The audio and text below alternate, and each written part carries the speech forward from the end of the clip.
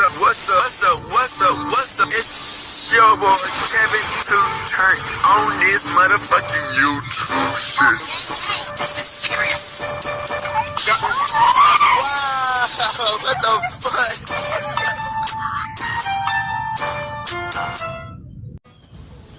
Wow, what the fuck?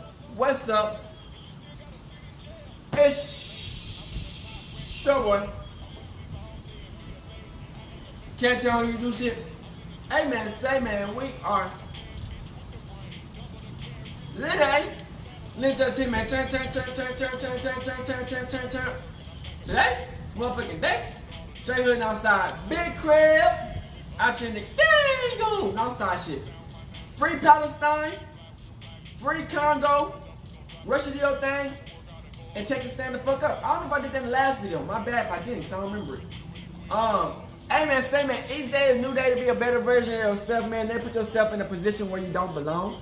Did I even say any of this in the last video? I gotta check that out, because I don't know if I did.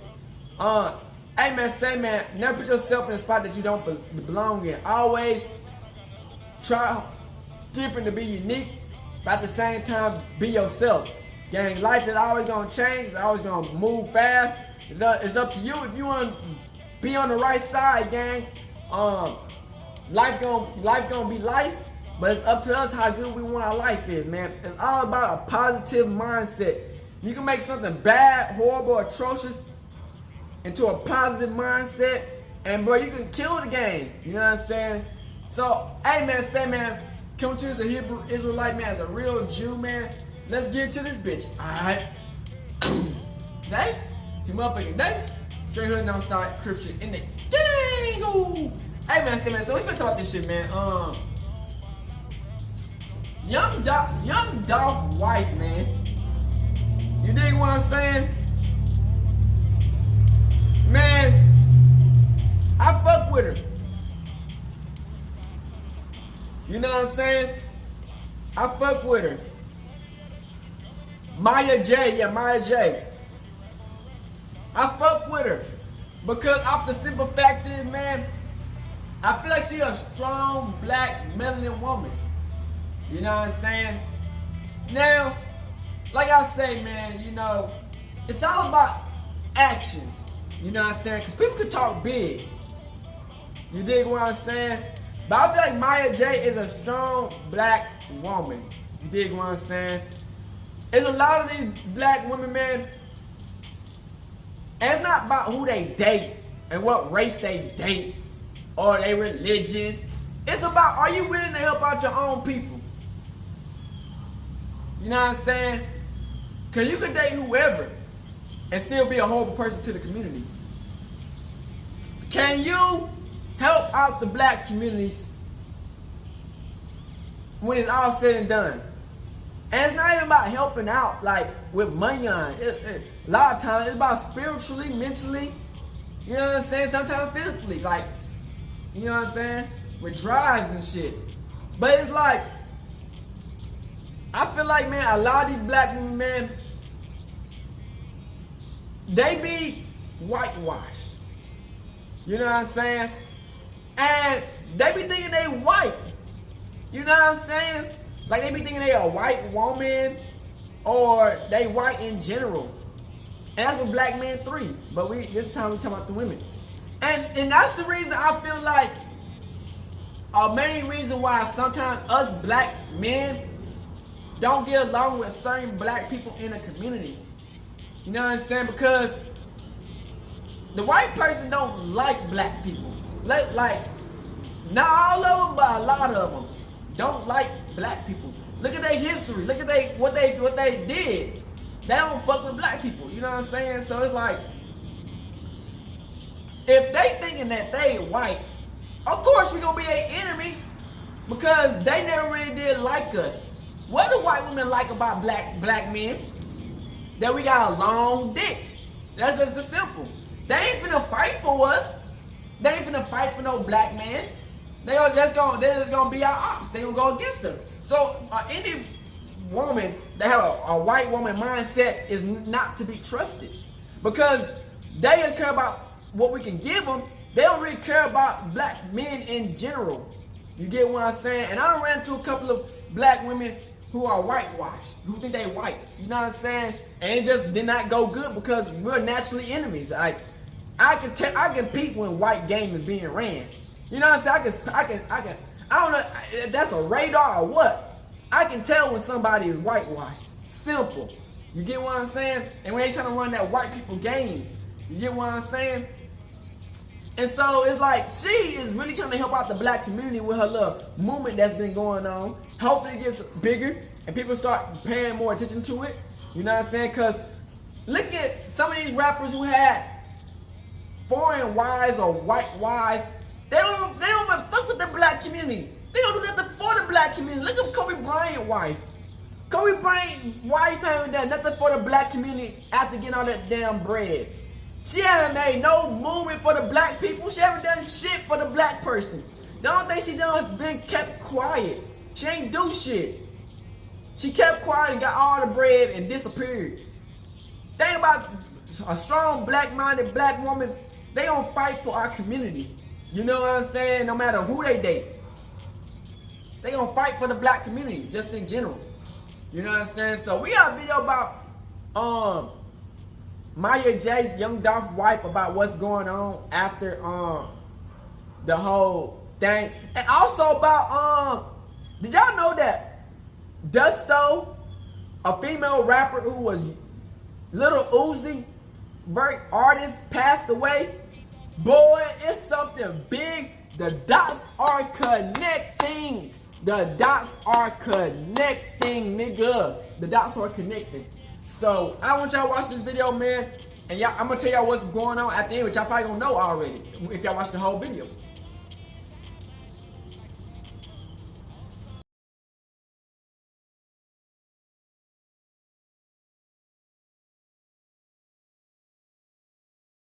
Hey man, say man, we finna talk about Young Dolph's wife, man. You know after somebody passed away, man, they're the most vulnerable women ever, man. You know what I'm saying? Like, that's why I always say, man, if we wasn't like no mainstream like relationship, don't say you my motherfucking like my main biddy after I die, nigga. If I ain't put you on the main line and said you my bit. Don't be like, oh, that's my nigga. That's my nigga. I knew him and we was so in love.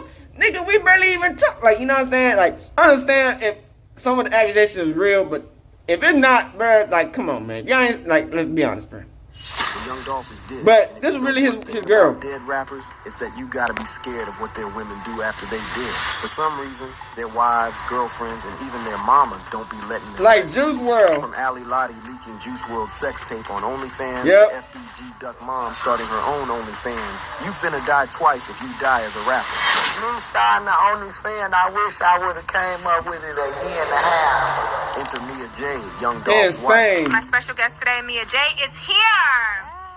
She is the wife of the legendary Young Dolph. Mia J, the partner of the slave rapper Young Dolph, has had to overcome even more tragedy than the loss of her lover and partner. I'm not even kidding, man. Let's find out what's been happening with her and why it's important that you should know her story. What is happening with Mia J? And I love your Black Men Deserve to Grow Old movement. Tell yeah, we do, but you know what I'm saying? That movement, it started off we as died a little campaign, kids. honestly. We did. I lost my brother in 2020 to gun violence. He was an honest working man, had a car dealership. One of his customers took his life. Despite the tragic loss of these dear men in Mia's life, she is still holding up and has become a voice to be heard. Soon after the death of Young Dolph, Mia J, his devoted romantic partner and fiance, found herself grappling with the shattered fragments of her life. Left to navigate the turmoil his passing left, she courageously stepped forward to shoulder the weight of grief and forge a path toward healing. As she confronted the void left by Dolph's absence, Mia J embodied resilience, drawing strength from cherished memories and unwavering love. Amidst the darkness of loss, her steadfast determination became a lighthouse of hope, inspiring countless admirers with her unbroken spirit and unwavering resolve to honor his legacy. Mia J, yeah, because she really out here like brand and the driving force behind the respectfully Mom Me O social advocacy. Put his name out there on transformative like we support journey them, but black men deserve we just gotta see what she gonna do after.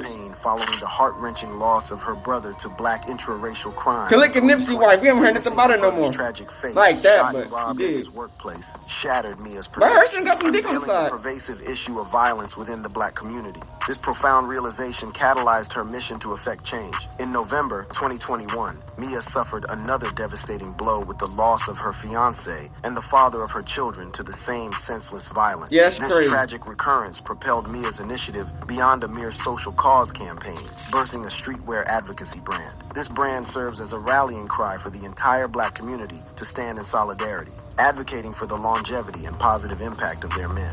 And so I started it as a campaign just to raise money for the families that I were talking to, like the different people who were connected to me that had experienced loss. Through the Black Men Deserve to Grow Old, or BMDTGO brand, Mia empowers her community to reclaim agency, foster unity, and forge a future where black men are allowed to thrive and uplift their communities. Yes, so BMDTGO, it's a streetwear brand for the streets. We advocating for the streets. We advocating for the backbone of our community to exist. She decided that BMDTGO's mission would be to craft stylish streetwear apparel that confronts the challenges faced by black individuals head on, with the overarching aim of addressing them incrementally through each sale. BMDTGO aspires to provide direct financial and emotional assistance to families impacted by intraracial violent crime, while also identifying and amplifying the voices of organizations dedicated to tackling this issue. By utilizing the BMDTGO platform, she aims to serve as a conduit for economic support to these organizations, encouraging collective responsibility within the black community to combat this deeply entrenched systemic problem. The goal is to shift the narrative away from reliance on government intervention and the government not gonna do nothing but laugh at us. You know what I'm saying? Mia J's children. The government just laughing at us, man. Trying to get all our business to get the other niggas fucked up. You know what I'm saying? They don't give a fuck the nigga young Dolph died.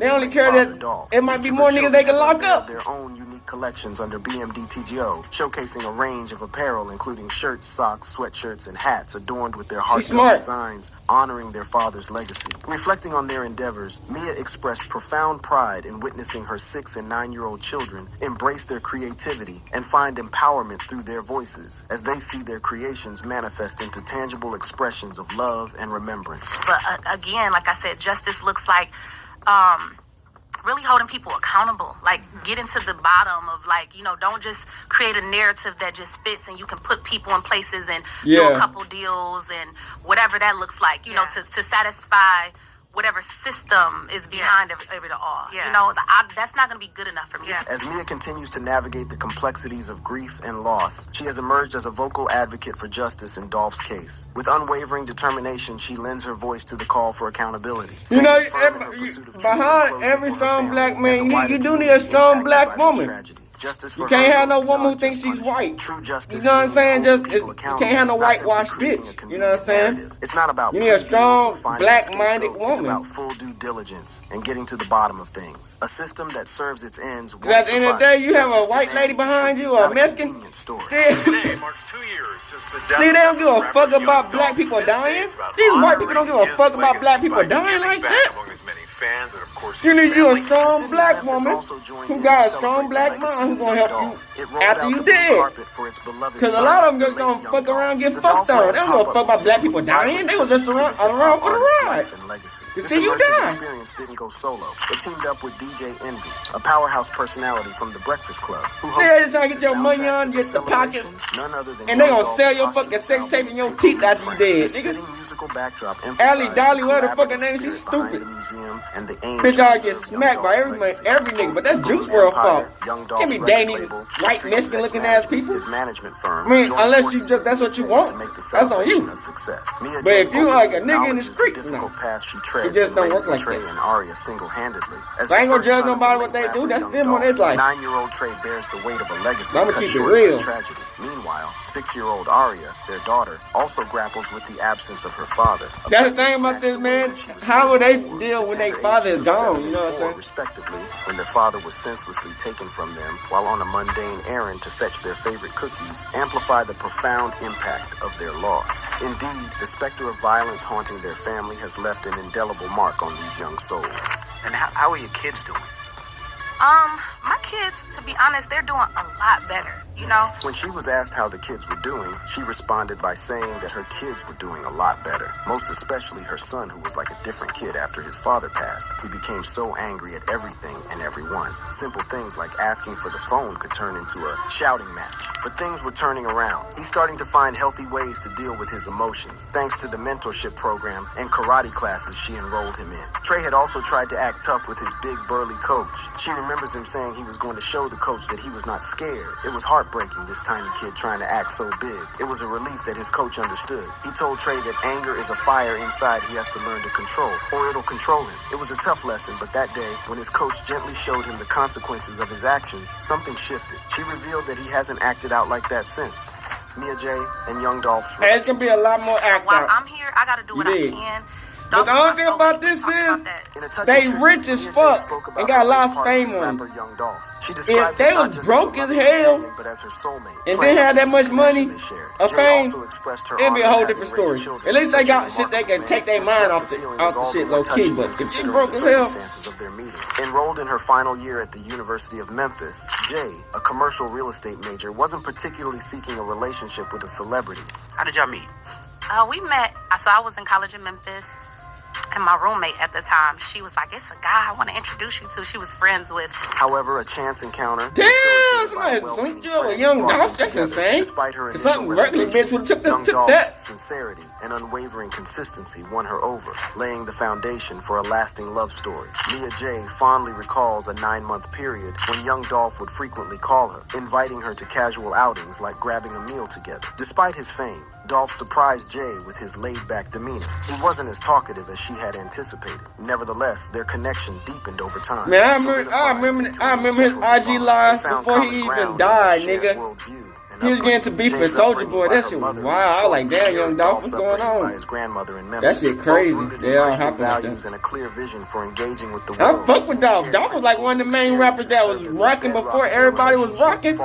Young Dolph was already on the streets. Everybody listened to Young Dolph, man. He was all on the playlist, nigga. Like as far as like anything that I was doing at that time in his life, you know what I'm saying, like Pandora and shit. You know my nerves. Young Dolph was killing the game. Him, Moneybagg, all them niggas. Her work, whatever it was at the moment, wasn't exactly met with enthusiasm. Young Dolph been killing the game. She would say something like, could she hold off for a bit? Perhaps a delicious meal or a refreshing smoothie would be more appreciated. They even had a playful competition over who could make the best smoothie. It helped them understand the core of a healthy relationship, the importance of shared values and mutual respect. She could see a shift in Young Dolph's perspective. Traditional gender roles they might have held on to before were gently challenged. He began embracing concepts like shared leadership and emotional vulnerability. Therapy wasn't a magic bullet, but it equipped them with the tools they needed to rewrite their story. Young Dolph was her soulmate, the other half of her heart. They say time heals all wounds, but right now, it feels like a gaping hole in her future. They were planning a joyous surprise wedding, a celebration of their enduring love when fate intervened. Ironing out the kinks now feels like an insurmountable task, but for her children, she has to find the strength to rise again.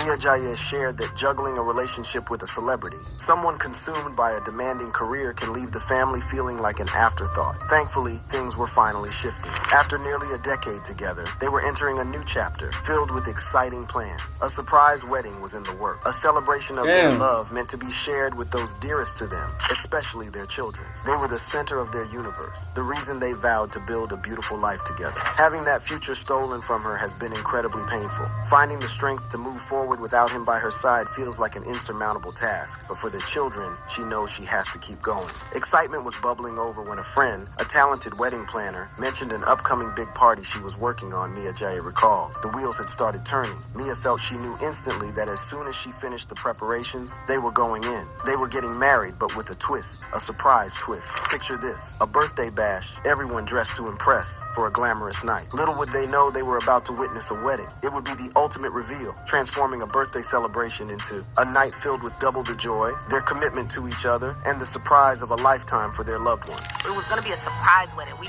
wanted people to show up for my birthday. And they thought they was coming to like a ball, a gala or whatever, and we were gonna get married, and he wanted his parents to have their vows. Damn, that was crazy. She shared that the future held a lot of promises. He'd even expressed a heartfelt wish for his parents to renew their vows at the same idyllic location they were considering for their wedding. Planning was in full swing, a joyous celebration of the strides they'd made together. But that the 17th of November 2021, a cruel twist of fate shattered their dreams. The men Mia Jaya lost.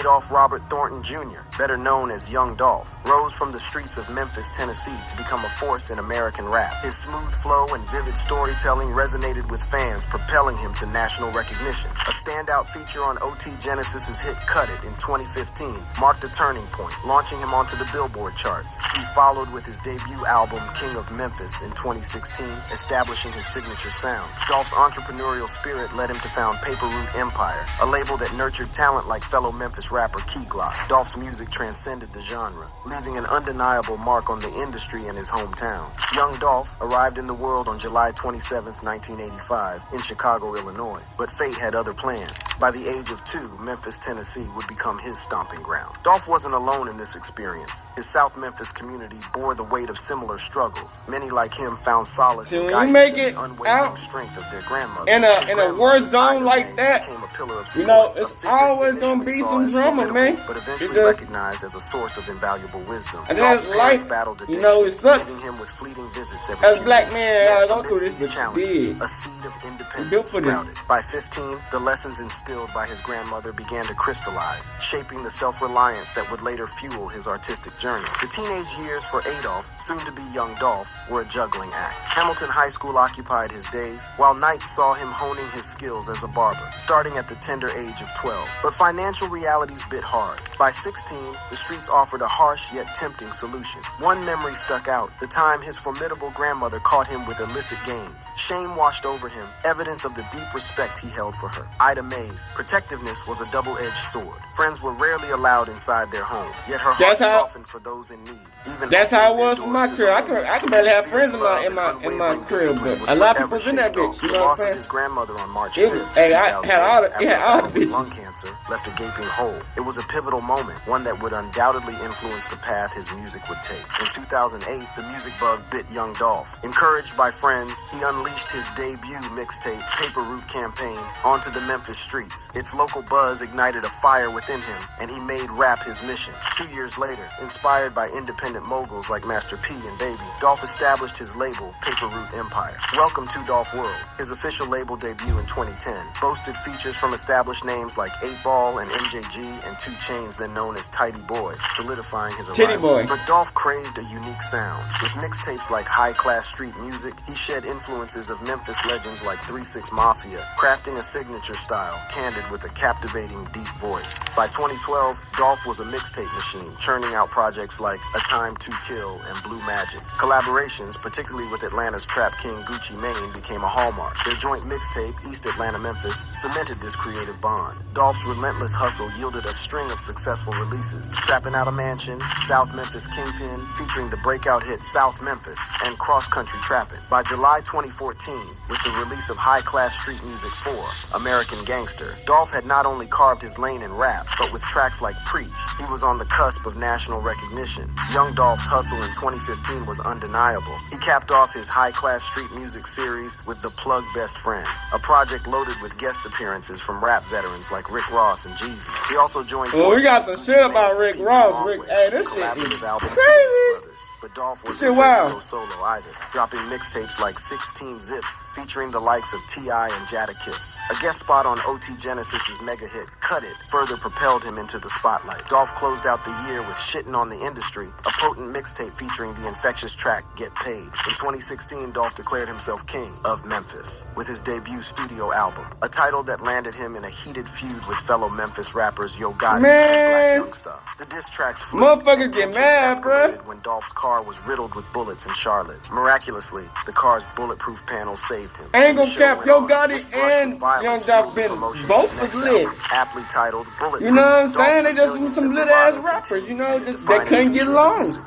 In 2017, family ties intertwined with business ventures. It was no getting along. He signed his cousin by marriage, the rising Memphis rapper Key Glock, to his Paper Route Empire label, solidifying their bond forged at family gatherings. Their first collaboration, the single Major in 2018, proved a hit, reaching the top 50 on the R&B/hip hop charts. Another rapper, Young Dolph, in critical condition, shot several times in the body, and police say they have hotel security video they're now looking over. That same year, calamity struck Young Dolph in Hollywood. A shooting outside a retail store left him hospitalized in critical condition. 3 gunshot wounds threatened his life, but within hours, doctors offered a glimmer of hope. He was expected to survive. Recovery was arduous, taking 2 weeks for him to emerge from the hospital. The investigation named Yo Gotti as a person of interest, but those charges were ultimately dropped. Despite attempting $22 million offer from a major label, Dolph held firm to his independent vision. He admitted that it was a good deal, but he saw something else. That something else materialized as a distribution deal with Empire Distribution,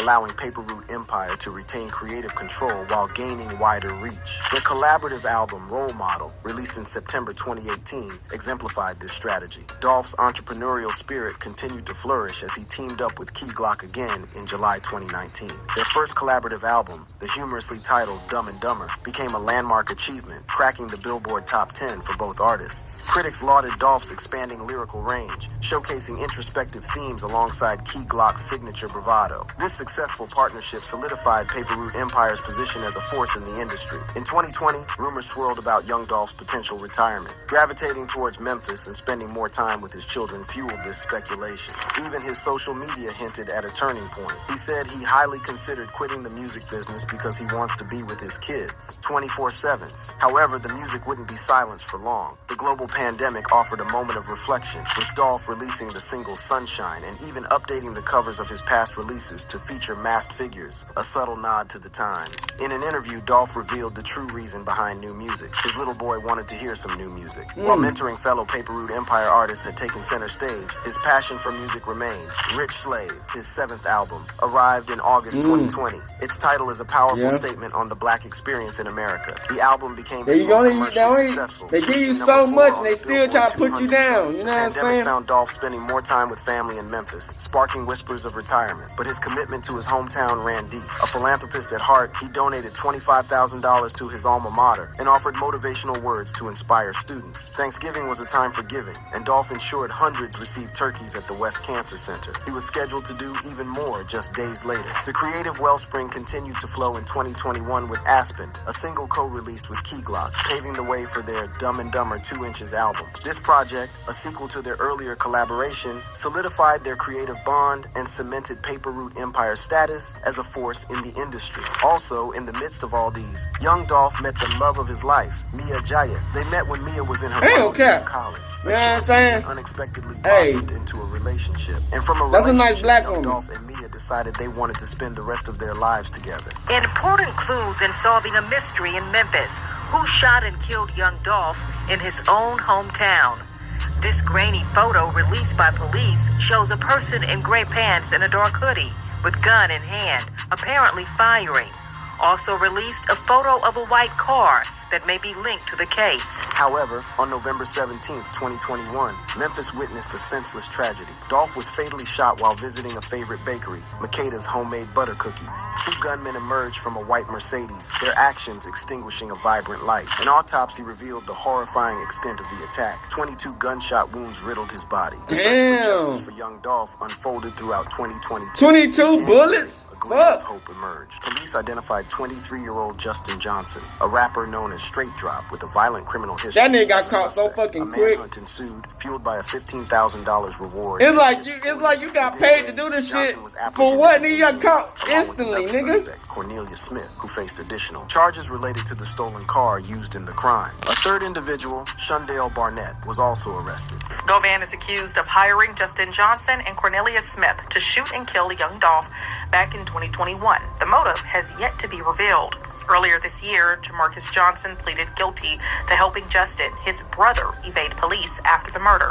The investigation continued to unfold, culminating in the November 2022 indictment of Hernandez Govan, the alleged mastermind behind the attack. The path to justice remained long. The complex nature of the case, coupled with the defendant's legal maneuvers, meant a trial wouldn't likely occur until 2024. However, a turning point arrived in June 2023. Jamarcus Johnson, an accomplice, agreed to a plea deal, trading his conspiracy charge for a lesser one in exchange for his testimony against the others. This development offered a crucial piece of the puzzle as Mia J. and Dolph's family awaited a final resolution in this heartbreaking case. A family's remembering a young father who moved to Memphis to pursue his dream, only to be gunned down at a car dealership. His family says a disgruntled customer is to blame. Young Dolph was not the only man in her life that Mia J. had lost. Damn. She had a brother. His name was Jeremy Jardine. In Memphis, Jeremy Jardine earned the moniker Car King for his passion for selling automobiles. His sister, Mia J., attests to his lifelong dream, stating that he loved selling cars. Reflecting on his character, Mia J. So he got fondly shot at the recalls car Jeremy lot? as a man brimming with love, compassion, and charisma, leaving an enduring mark on all who crossed his path.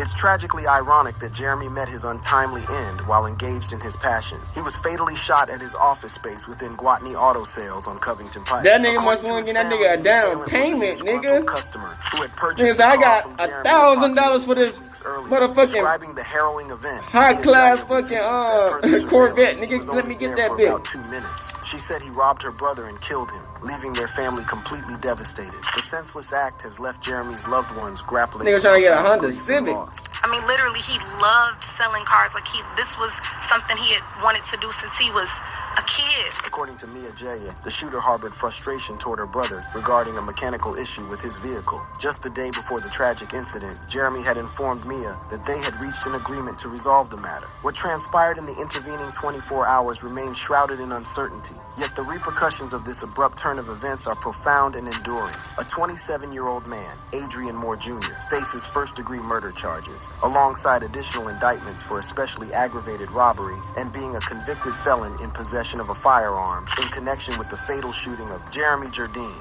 The incident unfolded during their dispute over a vehicle Moore had previously purchased. Reports indicate Moore shot Jardine multiple times, leaving him critically wounded. Sadly, Jardine succumbed to his she already injuries lost 4 her days brother later at a before hospital. Following the this. incident, Moore fled the scene, but law enforcement, including the U.S. Marshals Gulf Coast Regional Fugitive Task Force, apprehended him as a suspect. Do you think Mia J. is handling young Dolph and her brother's death well? Tell us your thoughts in the comments section. Also, to continue watching captivating videos like this one, click on one of the cards appearing on. I didn't even know this. Shout out to Hip Hop Daily. Latto Cash, revenge for young Dolph? Latto Cash Dusto was See on the another way up one in the on the industry list? and linking with superstars like Lil Uzi Vert, and that's why fans were Oh, shocked yeah, after yeah, she yeah, I was brutally remember murdered her. in 2022. Yeah, At she was first, like, it seemed she like a was random with, hit, but today we're breaking down the crazy story behind why she could have been killed. she was with Lil On Uzi September Vert. Why she's like 24th, Lil Uzi Vert 2022, artist or something? Latto Cash Dusto was leaving the club with a friend in Houston just before 3 in the morning.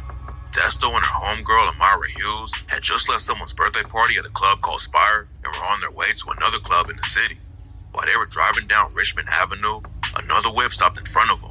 They sat there for a second, then 2 dudes wearing bandanas on their faces got out of the car with guns and started walking towards Dusto and Amara. Dusto was ready for the smoke though. She had her own gun and started letting off shots out of the whip.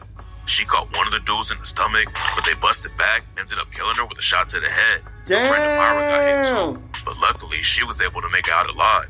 When the police rode up to the scene after the shooting went down, they found Latto Cash Dusto dead in the driver's seat and Amara next to her bleeding out from a bunch of gunshot wounds. And in front of the whip, they spotted a bunch of shell casings from a rifle and pistol.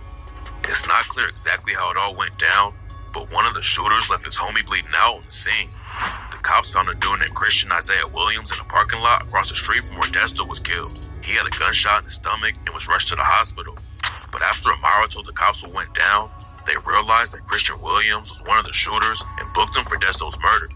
Williams was charged while he was still recovering in the hospital, so he didn't have a chance to do the race.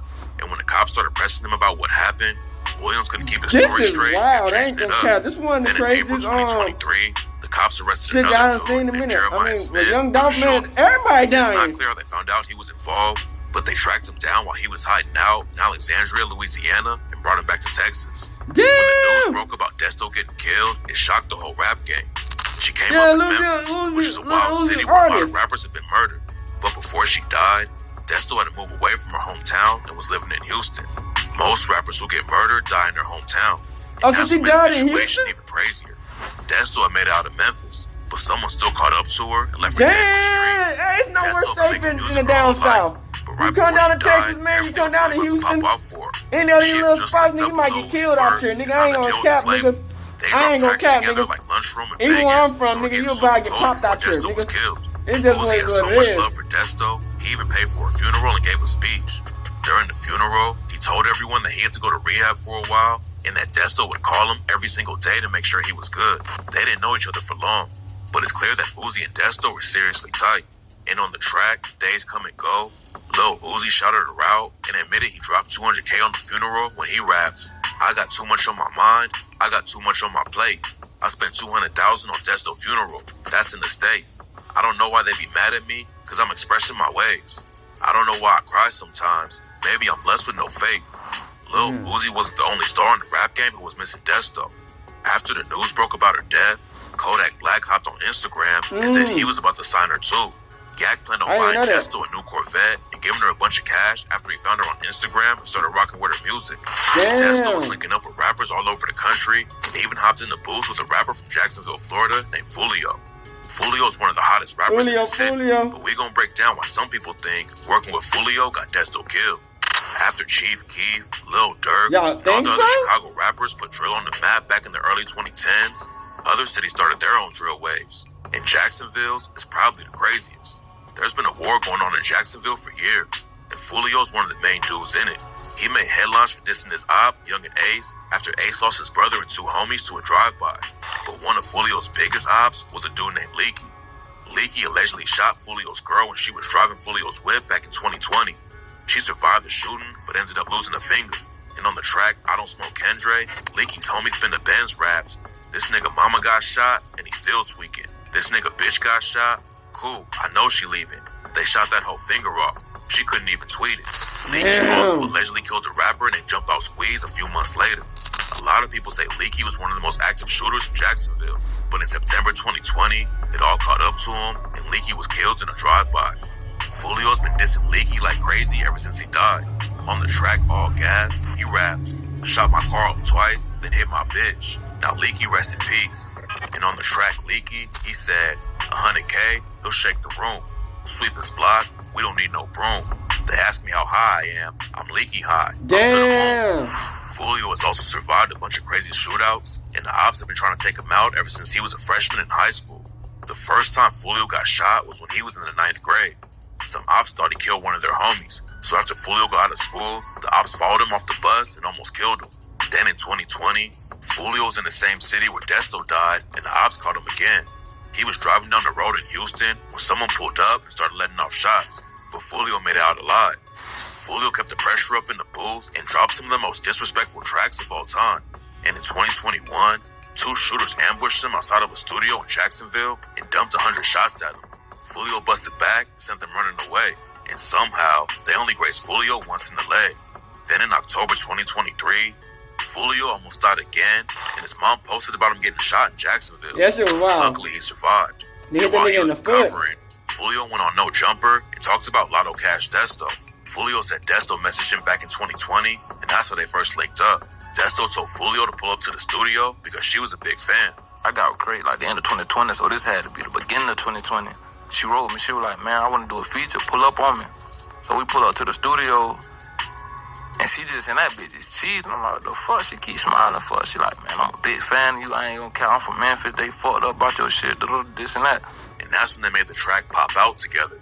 Linking up with Fulio was good for Dusto's career, but some people think her verse on the track might have gotten her killed. On the song, Dusto raps, "I'm with Fulio, Slide and G, and he got me smoking on Leaky."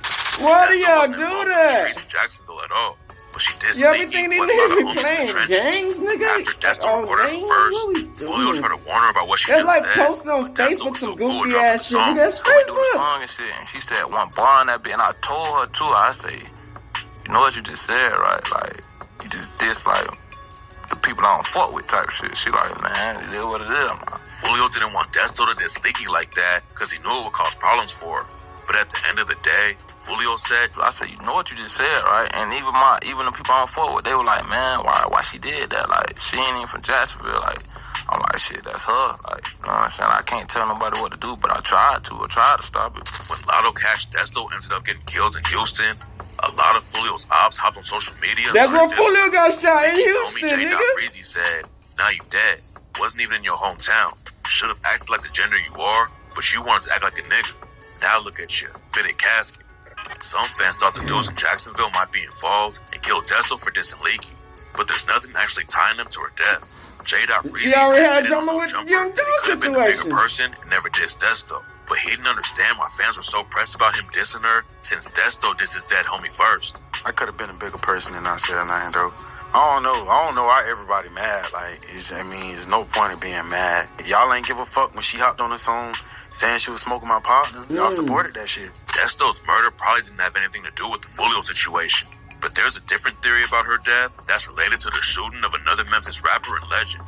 Back in 2021, young Dolph was brutally murdered in his hometown of Memphis while he was picking up cookies from his favorite bakery in the city.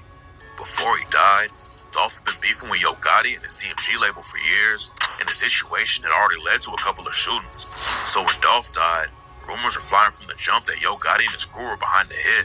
But when the cops started making arrests, the whole case got a lot more complicated. In 2022, they booked the alleged shooters and a dude who helped them get away. But at the time, nobody knew why they wanted to kill Dolph and crash out in broad daylight like that. Then a few months later, the news broke that the police booked Latto Cash Dusto's dad, Hernandez Govan, for plotting the whole thing. What? That's her dad? In the streets of Memphis, and had ties to a lot of people. Wait, that's her dad? And his brother, Big Jew.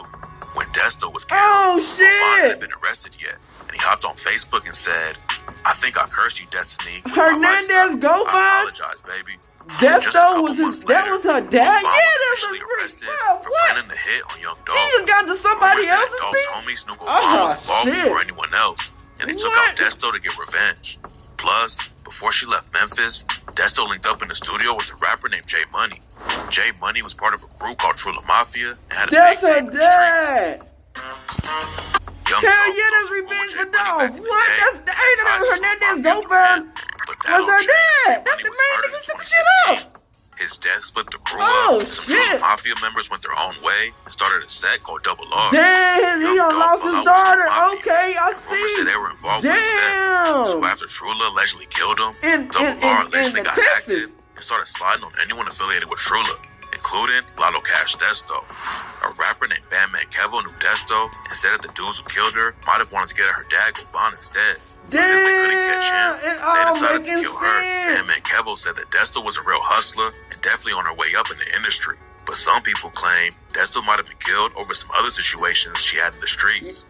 According to reports, Dusto had some arrests back in the day for assault. It looked like she was really focused on making it in the rap game right before she died.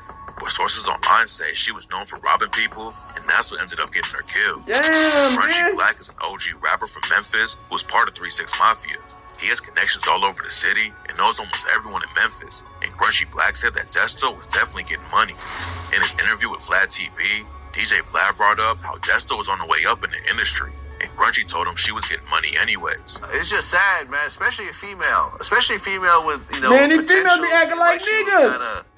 Nigga, you want to act like a nigga, you get treated like a nigga. That's what I've been trying to tell these bitches. Y'all can't do these double standards no more. Y'all act like a nigga. Nigga gonna treat you like a nigga, man. Even more tragic about her death is that Latto Cash Dusto. Hey, the bullet don't have no name on it, nigga. That's a fact, nigga. A rapper and producer bullets don't have no name on it, and that's fact. Working with Dusto for years. They never got the chance to meet in person, but Kusho Guap was always sending her beats, and they linked up for the track Bricks and Sticks all the way back in 2018. Dusto popped off and was working with some of the biggest artists in the game, but she wasn't going to leave anyone behind. A couple of weeks before she died, Dusto was in the studio with Lil Uzi Vert and told Kusho Guap to send her some beats for them to work with. Latto Cash Dusto had a lot of momentum behind her and was about to really take it to the next level, but unfortunately, she didn't get the chance. There are a lot of rumors going around about why she was really killed, but right now, nobody actually knows. Right after after the shooting went down, the cops said it might have just been a robbery gone wrong. Dusto was known for flashing cash Hernandez all over social Govan media. daughter. The police thought I maybe remember someone when this spotted her happened. and just tried to hit an easy lick because they knew she probably have a lot of money on her. It's not clear what really went down yet, but tap in for updates because new info will come out That's a big today. key to everything. Alright, we back. So y'all probably already know what I'm gonna say. Dusto, the motherfucking daughter of Hernandez Govan, the nigga who set up the whole fucking scheme of getting young Dolph out the paint. Like him setting it up. He's the main person, head ass. Cause we know it's, you know what I'm saying? If you know, you know. It's bigger than that. But they put the blame on that nigga. I guess he's the main person as far as putting the group together, not the setting shit up. But yeah, the main person, Dusto, was his daughter. And his daughter done got shot in Texas. And so, how big that is, she was fucking with everybody in Memphis. You get what I'm saying? And then, you know, who knows if she knew young Dolph personally? You get what I'm saying? So, if Dusto, one of Hernandez Govan kids, she probably knew some certain things about young Dolph and a lot of the rappers before she got killed. You get what I'm saying? It all started connecting together because I wanted Dusto. How do she have anything to do with motherfucking young Dolph getting killed, revenge? Because she Hernandez Govan daughter. And Hernandez was the ringleader over the group of niggas who killed young Dolph. And she knew young Dolph's group of people that was around him. I don't say she knew young Dolph, but she knew other rappers that knew young Dolph. Bruh, this shit is getting wild. You get what I'm saying? So, Hernandez Govan is free right now. So he probably on red alert after his daughter done got killed in Texas, where she already had jumped already with other rap beef. A person who run around and other people rap beef, like promoting what they got, like I understand, like if you just looking at the shit and you want to give your 2 cents. I'm talking about niggas who trying to really force themselves into the situation and be like, yeah, I'm part of the clique of shooting niggas in the clique. Nigga, what? You just setting yourself up for some whole bunch of bullshit that don't have nothing, like, you get what I'm saying? So, it's like, it's wild because it's like, you never know who is connected to who until it's too late. Everybody is connected to somebody that knows somebody that knows somebody that can do something. This shit is wild. You get what I'm saying? So a young Dolph wife, Maya J, you know, I'm glad she's one of the black women who's not making young Dolph look like a fucking fool. Like motherfucking Juice WRLD, like Juice WRLD motherfucking girlfriend selling his sex tapes, his dreadlocks, his clothes, his teeth, his cum, selling a lot of his shit for the money on and for clout. That's what we say about these foreign ass races, nigga, and these white people. Once a nigga dead, they ain't finna fight for no black person. That's like if you have a kid with a white person or Mexican. Nigga, you think they give a fuck about you being black? Nigga, their whole family probably racist as hell. I done seen the whole videos about motherfuckers getting mad at their parents because, you know what I'm saying, they mix. And they go to a family that are racist as fuck. It's like, why have a kid with a white person or a Mexican when if you die, God forbid, and your kid gonna have to be raised by a whole group of motherfuckers that don't give no fucks about your race. You get what I'm saying? So it's like when it's like when you got a different race in a relationship, and you die, and you got a lot of money on it, 9 times out of 10, she disappearing, she talking shit, or she getting fucked by the next nigga. You know what I'm saying? Or they divorcing, taking all your money on. A lot of times these other races not finna fight for what you believe in, nigga. So it's always best to always, for people who really want to keep that type of sentimental connection with the community, as far as, you know what I'm saying, help build it, to stay with your race. But if you want to go on, like I said, if you want to go on and date to other motherfucking races, you can. But at the same time, fight for your community. You know what I'm saying? Motherfuckers these days, man, they not. A lot of these people, man, not finna fight for your community, or fight for what representation after what you've been through. Like Ali of Juice WRLD, that bitch could have did a whole motherfucking thing about help uplift black people who got depression, who go through shit. Nope. Main thing, her thing is to keep on embarrassing black people. You can't have that type of racist ass motherfuckers in your corner, man. Cause they plotting your downfall the whole time. You dig what I'm saying?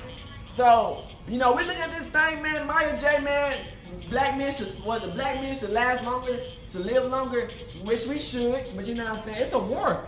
It's a genocide on black people, man. People don't understand that shit, man. It's a genocide on black people, man. In general, in the world, man. These other races don't want to see us win. You know what I'm saying? And then it's their own people who set the shit up and get us fucked up even more. You get what I'm saying? So at the end of the day, man, we gotta always promote the positivity. You know what I'm saying? That negative shit, that's not gonna work. Cause negative shit gonna come back quick as fuck. I say positivity come back quick, but I'm thinking which one come back quicker? Something positive or negative? Cause negative can come back as crazy quick.